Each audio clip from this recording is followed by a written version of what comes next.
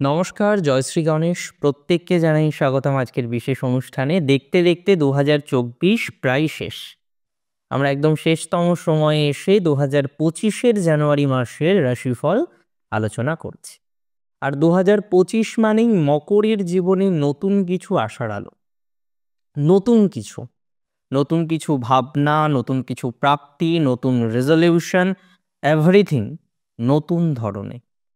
আমি যদি ২০২৪-এর জানুয়ারি নিয়ে আলোচনা করি স্পেসিফিকভাবে, যে মকর রাশির ২০২৪-এর জানুয়ারি মাস কেমন যাবে, কতটা আপনারা ভালো থাকবেন, কোন কোন ক্ষেত্রে পজিটিভিটিগুলো বাড়বে, আমরা সেটি নিয়ে যদি আলোকপাত করি। সবার প্রথমে হেলথ। দেখুন, আপনাদের রাশির অধিপতি তিনি দ্বিতীয় রেট্রোগ্রেড মোশনে ছিলেন ১৫ নভেম্বর পর্যন্ত। সাড়ে সাতি তৈরি হয়েছে, বর্তমানে সাড়ে সাতির আওতায় রয়েছেন, একদম শেষতম পর্যায়ে আছে, আর ২-১টা মাস মাত্র। মকরের হেলথের ইমপ্রুভমেন্ট 100% আছে। আপনি যদি বলেন কত পার্সেন্ট আছে, আমি 100% মনে করি মকর রাশির জাতক জাতিকাদের স্বাস্থ্য উন্নতির জায়গা থাকছে। তবে মেন্টাল হেলথ নিয়ে যদি আপনি এবার আমাকে প্রশ্ন করেন, তাহলে হয়তো আমাকে একটু ভেবে বলতে হবে যে মানসিক স্বাস্থ্যের ক্ষেত্রে পূর্ণাঙ্গ পজিটিভিটি আমরা না পেলেও পূর্বের তুলনায় ধীরে ধীরে আরও পজিটিভিটি বাড়বে। মকরের কেন মেন্টাল হেলথ নিয়ে সমস্যা? কারণ মকর সংশয় প্রকাশ করে তার অর্থনৈতিক ভাগ্যে। মকরের একটা হিউজ ডিস্টারবেন্স কেন? প্রত্যেকটি পরিস্থিতির মোকাবিলা করার জন্য সময় দরকার। মকর দেখলো তার পারিবারিক, তার সাংসারিক, তার আর্থিক প্রত্যেকটি বিষয়ে যখন সে সামঞ্জস্যতা রক্ষা করতে গেল, সে কিন্তু খুব বেশি যে সামঞ্জস্যতা তৈরি করতে পারলো সেটা কিন্তু একদমই নয়। বাট ধীরে ধীরে মকর তার মানসিক স্বাস্থ্যকে পুনর্জীবিত করতে পারবে, পুনরায় উজ্জীবিত করতে পারবে বলে আমি মনে করি, পুনরায় পজিটিভ দিকে নিয়ে যেতে পারবে বলে আমি মনে করি। এবং বর্তমান যে সিচুয়েশন আছে তার থেকে একটা ওয়েল স্টাবলিশড সিচুয়েশন মকর রাশির জাতক জাতিকারা তৈরি করতে পারবেন বলে আমি অন্তত পক্ষে বিশ্বাস করছি। মকর রাশির বর্তমান পরিস্থিতিতে আপনারা জানেন যে ফাইন্যান্স নিয়েও যে খুব শান্তিতে আপনারা আছেন, শান্তিতে নিদ্রায় থাকেন, একদমই না। ফাইন্যান্সিয়ালও প্রবলেম আছে প্রচুর। কেউ ধরা দেয়, কেউ বলে না। ইভেন মকরের কিছু হাজবেন্ড তার ওয়াইফকেও বলেনি যে তার ফাইন্যান্সিয়াল প্রবলেমটা কতটা। এটা অবশ্যই মকরের, আমি মনে করি তাদের বাহবা দেওয়া উচিত এই বিষয়টির জন্য। যাই হোক, মকর রাশির কারেন্ট সিচুয়েশানে এটুকু মনে করছি যে সমস্ত জাতক জাতিকারা তারা ফাইন্যান্সিয়াল প্রবলেমে এখনো পর্যন্ত ভুগছেন না, জানুয়ারিতেও কিন্তু রিকভারি থাকবে। অন্তত বর্তমান যে সিচুয়েশান আছে তার থেকে আপনার আর্থিক জায়গাটি পজিটিভ দিকে যাবে, এটি নিয়ে কোনো ডাউট আমি কিন্তু প্রকাশ করছি না। তবে আর্থিক ক্ষেত্রে আরও কয়েকটি বিষয় হয়তো বললে আমাদের সুবিধাজনক পরিস্থিতি তৈরি করা যায়।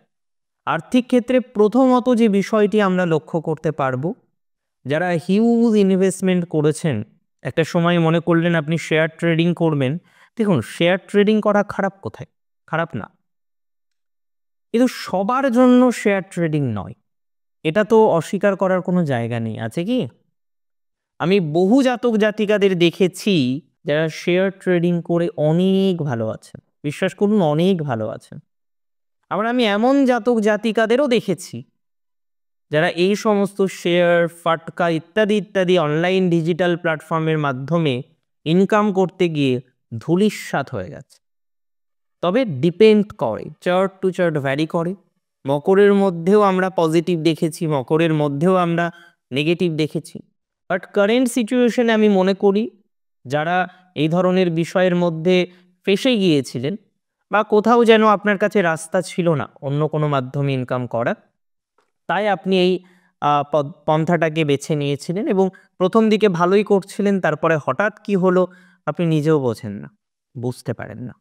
আমি মনে করি এই সকল বিষয়ে ডেভেলপমেন্টের মাত্রাটা বাড়বে যদি আপনার রাশিটি নিশ্চিতভাবেই হয়ে থাকে এই রাশি মকর রাশি। মকর রাশি জাতক জাতিকাদের মায়ের হেলথের ইমপ্রুভমেন্ট আমরা দেখতে পারবো। আমরা লক্ষ্য করতে পারবো যথেষ্ট পরিমাণে আপনার গুরুজন ভাগ্যের পজিটিভিটি আস্তে আস্তে বাড়ছে। অনেকেই কারেন্ট সিচুয়েশনে গুরুজনের হেলথ নিয়ে খুব মর্মাহত ছিলেন, কারণ অনেকের এমন কিছু ঘটনা ঘটেছে আপনি চাইলেও সেই ঘটনাকে আর রিক্যাপ করতে পারবেন না। তবে এটুকু বিষয় নিয়ে আমি আশাবাদী, যে সমস্ত মকর রাশি জাতক জাতিকাদের আজকে জীবনচক্রে কোনো একটা বিয়োগ ঘটে গেছে, কোনো একজন পছন্দের মানুষকে, কোনো একজন প্রিয় মানুষকে যারা অলরেডি হারিয়ে ফেলেছেন, তাদেরকে তো আর রিকভার করা যায় না। তবে তাদের উপস্থিতি সবসময় কিন্তু মানসিকভাবে প্রেশার দেয়। আমি মনে করি মকরের ইমপ্রুভমেন্ট আছে। তবে যোগাযোগ, কমিউনিকেশন, চাকরি, এই সংক্রান্ত বিষয় নিয়ে যাদের সিচুয়েশনটা নেগেটিভ, এই ধরনের সিচুয়েশন নিয়ে যারা প্রবলেমে আছেন, যে কোনো ধরনের লিটিগেশন জাতীয় সমস্যা যাদের বারংবার এসেছে, এবং ইদানিংকালে আপনি কি দেখছেন যে কোনো না কোনোভাবে আপনার ডিস্টারবেন্স হয়ে যাচ্ছে প্রফেশনাল লাইফে, কারণ সেখানে 3টে প্রবলেম। নাম্বার 1, আপনার থেকে কম অভিজ্ঞ, কম এক্সপিরিয়েন্স ব্যক্তি সে আপনার থেকে বেশি এগিয়ে যাচ্ছে, প্রথম প্রবলেম। দ্বিতীয়ত আমরা কি দেখছি, কর্মজীবনের থেকে নেগেটিভ বিষয়বস্তু আসলেও কোথাও যেন গিয়ে লে অফ হয়ে গেল, তারপরে আপনি যখন আপনার প্রফেশনটাকে আবার তৈরি করার চেষ্টা করছেন, আপনি কিন্তু পারছেন না। আমি মনে করি এই ধরনের বিষয়ে যাদের নেগেটিভিটি আছে, এই ধরনের বিষয়ে যাদের অসুবিধাজনক পরিস্থিতি আছে, তাদের কিন্তু পরিস্থিতি ভালো হবে।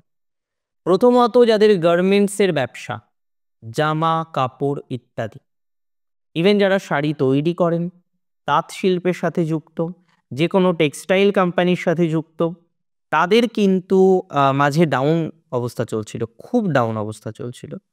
কিছু কিছু ক্ষেত্রে তাদের পরিস্থিতি খুব ভয়ানক ছিল। ঈশ্বরের অসীম আশীর্বাদে আজকে তাদের পরিস্থিতি অনেকটা ভালো হয়েছে।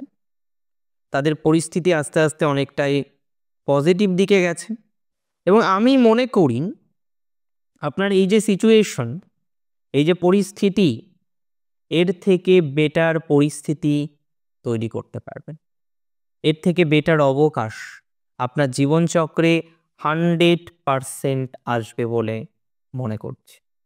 মকর রাশি জাতক জাতিকাদের ক্ষেত্রে আমি একটা কথা বলি, অনেকেই ব্যবসা করেন, তো ব্যবসায় আপনি বুঝলেন যে খুব ভালো পরিস্থিতি চলছে না, মাঝে মাঝেই ডিস্টার্ব হচ্ছে, মাঝে মাঝেই পরিস্থিতি ডাউন হচ্ছে। আপনি পরিকল্পনায় রয়েছেন যে চেঞ্জ করবেন। দেখুন, চেঞ্জ করাটা সহজ নয়, অনেক বড় কঠিন। কারণ যে পরিমাণে বিনিয়োগ আপনি করেছেন, সেখান থেকে বেরোনোটাই আপনি নিজেই বোঝেন একটা ফাঁদ। এখান থেকে চাইলেই বেরোতে পারবো না, চাইলেই বেরোনো যাবে না। এবং আমি একটা কথা বলি, যে যারা উৎপাদন বিষয়ে যুক্ত হতে চাইছেন, যে কোনো একটা উৎপাদন রিলেটেড ম্যাটারে যুক্ত হবে, সময় দিন, পজিটিভ হবে। হঠাৎ করে চেঞ্জ করবেন, আরও ডাউন হবে। চেঞ্জ করলেই পজিটিভ হয়ে যাবে এই সিওরিটি আছে আপনার কাছে? আমি বলছি দায়িত্ব নিয়ে, এই মুহূর্তে চেঞ্জ করবেন না। গতানুগতিক পরিস্থিতিকে কন্টিনিউ করার চেষ্টা করুন। বাই টাইম আমরা চেঞ্জ করে নেব, বাই টাইম আমরা পজিটিভ দিকে নিশ্চিতভাবেই পৌঁছব। আসবাবপত্রের ব্যবসা, কোলের ব্যবসা, কয়লার ব্যবসা, জ্বালানির ব্যবসা, কয়লা হোক, জ্বালানি হোক, কাঠ কয়লা হোক, কাঠের ব্যবসা হোক, গ্যাসের মানে এলপিজি, লিকুইড পেট্রোলিয়াম গ্যাস, এই যে এলপিজি সিলিন্ডারগুলো থাকে, তার ব্যবসা যারা করেন, তাদের ডেভেলপমেন্ট বাড়বে। যে কোনো ধরনের পেট্রোলের সাথে যারা যুক্ত, অর্থাৎ আমি বলতে চাইছি দাহ্য বস্তুর সাথে যারা যুক্ত, দাহ্য বস্তুকে আমরা তো ভালো কাজেই ব্যবহার করব, তো যারা দাহ্য বস্তুর সাথে যুক্ত আছেন ব্যবসা হিসেবে, তাদের ডেভেলপমেন্ট বাড়বে। এর পরের বিষয়টি মাথায় রাখতে হবে যে মকরের অনেকেই স্বনিয়ন্ত্রিত পেশায় আছেন, মকরের অনেকেই সেলফ প্রফেশনে আছেন। মানি marketing, product marketing, digital marketing থেকে শুরু করে নানা রকমের স্বনিয়ন্ত্রিত ব্যবসা বা স্বনিয়ন্ত্রিত পেশা, ওটা কি তার ব্যবসা বলে না, এগোচ্ছেন। কেউ কাউন্সিলিং করেন, কেউ কনসালটেশন প্রদান করেন, কেউ বা সমগোত্রীয় বিষয়ের সাথে এঙ্গেজড। আপনি যে বিষয়ের সাথেই এঙ্গেজ থাকুন না কেন, যে বিষয়ের সাথেই সংযুক্ত থাকুন না কেন, পরিস্থিতি যে অনেকটাই স্বাভাবিক হবে, অনেকটাই স্বাভাবিক হতে পারে, এটি নিয়ে কিন্তু আমার কোনো ডাউট নেই। তবে যারা ফ্রিল্যান্সিং, মার্কেটিং, সেলস প্রফেশনে আছেন, তাদের ডেভেলপমেন্টটা বাড়বে। শেয়ার ট্রেডিংয়ে আমি আবারও বলি, এটাও সেলফ প্রফেশনের মধ্যেই পড়ে। ইনভেস্ট বুঝে করুন, আবেগ দিয়ে ইনভেস্টমেন্ট হয় না। হঠাৎ করে মনে হলো না যা আছে কপাল ইনভেস্ট করে দিয়ে, এইভাবে ইনভেস্টমেন্ট হয় না। প্রচুর পড়াশোনা করতে হয়। যারা শেয়ার মার্কেটের সাথে সংযুক্ত, আমি যতদূর বুঝি, আমার আন্ডারস্ট্যান্ডিং শেয়ার মার্কেটে খুবই কম, তবে আমি মনে করি পড়াশোনা করতে হয়, রিসার্চ করতে হয়, তারপরে বিষয়টিতে বিনিয়োগ করতে হয়। তো যারা রিসার্চ করে করছেন, well and good. As a profession যারা করছেন করুন, বাট যারা শুধুমাত্র আবেগের বশবর্তী হয়ে বিষয়টাকে কন্টিনিউ করতে চাইছেন, এভাবে কিন্তু হবে না। এভাবে কিন্তু নেগেটিভিটির মাত্রাটা বাড়তে পারে। তাই we have to conscious on that particular matter. আমাদের কনসাসলি কিন্তু ডিল করতে হবে পার্টিকুলার বিষয়টি। আচ্ছা, পরের বিষয়ে আমি চলে আসি। দেখুন, অনেকেই মেডিকেল সেক্টরে আছেন না, মেডিকেল সেক্টর নিয়ে কাজ করছেন, কেউ ডক্টর, কেউ বা ফার্মাসিস্ট, কারোর বা ইকুইপমেন্ট রিলেটেড বিজনেস, কারোর বা ল্যাব রয়েছে, বা কোনো না কোনোভাবে আপনি মেডিকেল সেক্টরে রয়েছেন। আমি মনে করি তাদের পজিটিভিটির মাত্রাটা নিশ্চিতভাবে বৃদ্ধিপ্রাপ্ত হবে।